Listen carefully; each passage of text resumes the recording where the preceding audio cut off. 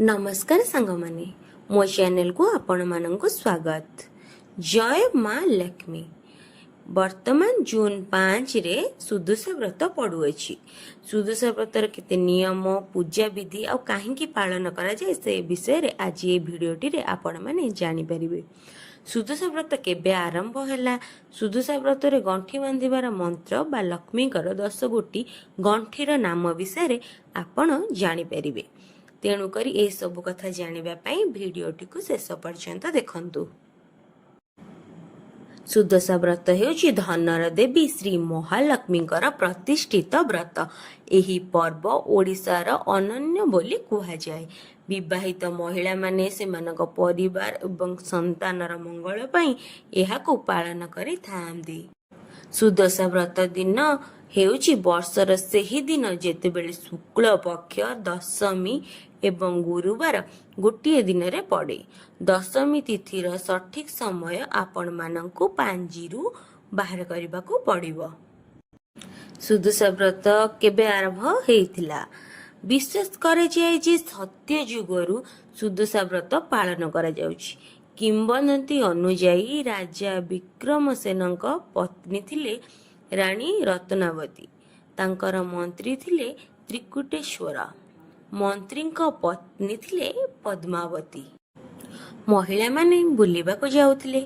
गोटे दिन रत्नावती एवं पद्मावती एक जंगल पाखरे बुलिबाको जाउथिले। सेठारे से माने अप्सरा मानंकु पूजा करुथिबार देखिले। से माने अप्सरा मानंकु पचारिले जे से माने कौन करुचंदी। अप्सरा माने महिला मानंकु कहिले आमे सुदशा व्रतर पूजा करूछु। एहा श्री महालक्ष्मी का आशीर्वाद पाइबा पई करा जाय। आमे विश्वास करूछु जे एही व्रत पालन करिबा द्वारा सुख समृद्धि एवं मंगल आसीबो।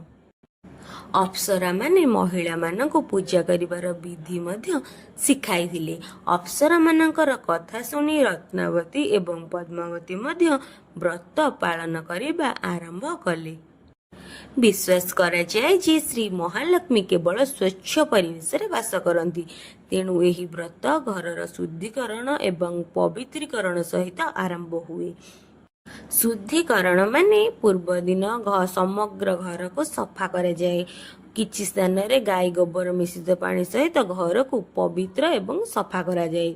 घर जो जगह रे अळंदु थाए, घरे मसिया बा अळिया थाए ताकु सब कढ़ा जाए एवं घरर समस्त लुगापटा सफासफी कार्यक्रम मध्ये करा जाए। घर सफा रहबा सहित मन को भी स्वच्छ रखिबा आवश्यक होइथाए।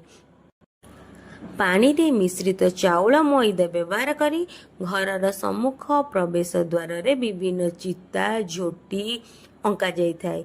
एगुड़िक प्रत्येक कोठरी बा घरर समेत प्रवेश द्वार रे मध्य अंका जाई थाए।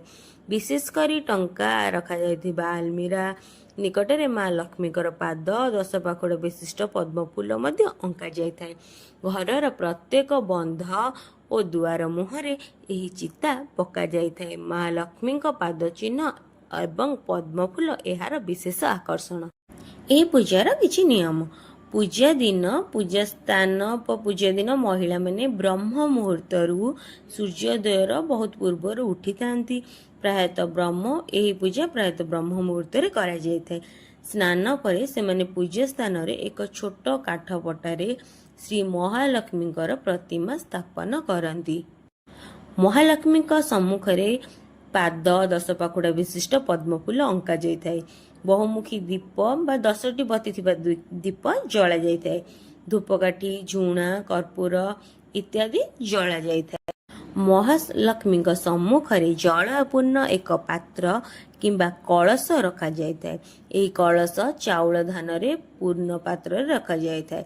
10टी आंब पत्र थिबा छोट गुच्छ एवं सबुज नड़िया कलश उपरे रखा जाय थाए।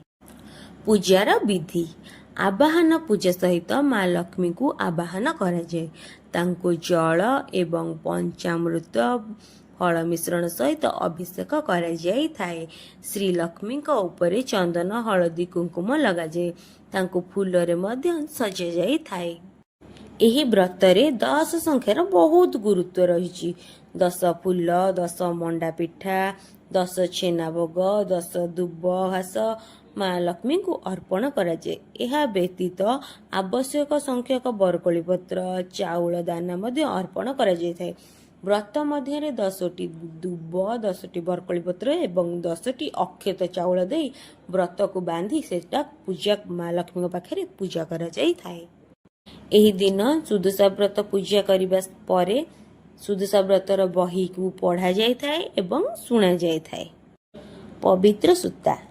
ଏହି ପର୍ବର ଗୁରୁତ୍ୱପୂର୍ଣ୍ଣ ବିଧି ହେଉଛି ଡାହାଣ ହାତରେ ପବିତ୍ର ସୂତା ବା ବ୍ରତ ବାନ୍ଧିବା। ଏହି ସୂତାକୁ ହଳଦୀ ପାଣିରେ ବୁଡ଼ାଯାଏ। ଶ୍ରୀ ମହାଲକ୍ଷ୍ମୀଙ୍କ 10 ନାମ ଜପ କରି ସୂତାରେ 10 ଗୋଟି ଗଣ୍ଠି ଦିଆଯାଏ। ଯଦିଓ ମହାଲକ୍ଷ୍ମୀ ଆମକୁ ଅଗଣିତ ନାମ ଏବଂ ରୂପରେ ଆଶୀର୍ବାଦ କରନ୍ତି, 10 ଗଣ୍ଠି ତିଆରି କରିବା ପାଇଁ ନିମ୍ନଲିଖିତ ନାମ ଜପା କରାଯାଇଥାଏ। ପ୍ରଥମ ଗଣ୍ଠିର ନାମ ଲକ୍ଷ୍ମୀ ନାରାୟଣୀ। ବ୍ରତ ଆଗରେ ଗଣ୍ଠି ପକାନ୍ତୁ। ଦ୍ୱିତୀୟ ଗଣ୍ଠିର ନାମ ହେଲା କମଳିନୀ, ଆଉ ଗୋଟିଏ ଗଣ୍ଠି ପକାନ୍ତୁ। ତୃତୀୟ ଗଣ୍ଠିର ନାମ ହେଲା ଶ୍ରୀ ହରିପ୍ରିୟା, ଆଉ ଗୋଟିଏ ଗଣ୍ଠି ପକାନ୍ତୁ। ଚତୁର୍ଥ ଗଣ୍ଠିର ନାମ ହେଲା ପଦ୍ମାଳୟା କହି ଆଉ ଗୋଟିଏ ଗଣ୍ଠି ପକାନ୍ତୁ। ପଞ୍ଚମ ଗଣ୍ଠିର ନାମ କମଳା କହି ଆଉ ଗୋଟିଏ ଗଣ୍ଠି ପକାନ୍ତୁ।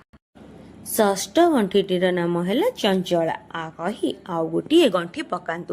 ସପ୍ତମ ଗଣ୍ଠିର ନାମ ଅଟେ ବିଘ୍ନସେନୀ, ଆଉ ଗୋଟିଏ ଗଣ୍ଠି ପକାନ୍ତୁ। ଅଷ୍ଟମ ଗଣ୍ଠିର ନାମ ସିନ୍ଦୁର ଦୁଲନୀ କହି ଆଉ ଗୋଟିଏ ଗଣ୍ଠି ପକାନ୍ତୁ। ନବମ ଗଣ୍ଠିର ନାମ ଦୁର୍ଗତି ନାଶିନୀ କହି ଆଉ ଗୋଟିଏ ଗଣ୍ଠି ପକାନ୍ତୁ। ଦଶମ ଗଣ୍ଠିର ନାମ ବିଷ୍ଣୁ ପାଟରାଣୀ।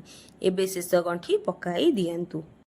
ମହିଳାମାନେ ଏହି ବ୍ରତକୁ ଗଣ୍ଠି ପକାଇଲା ପରେ 10 ଗୋଟି ଦୁବ ଓ 10 ଗୋଟି ବରକୋଳି ପତ୍ର, 10 ଗୋଟି ଅକ୍ଷତ ଚାଉଳ ଦେଇ ତା ମଧ୍ୟରେ ଗୁଡ଼ାଇ ତାକୁ ଲକ୍ଷ୍ମୀଙ୍କ ପାଖରେ ରଖି ପୂଜା କରିସାରିବା ପରେ ଡାହାଣ ହାତ କହୁଣୀ ଉପରେ ବାନ୍ଧି ଦିଅନ୍ତୁ। ପୂଜାର ପର୍ଯ୍ୟାୟ।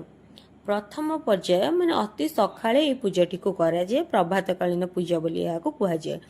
ଏଥିରେ 10 ପ୍ରକାର ଫଳ, 10 ପ୍ରକାର ଛେନା ଭୋଗ ମଧ୍ୟ ଅର୍ପଣ କରାଯାଇଥାଏ।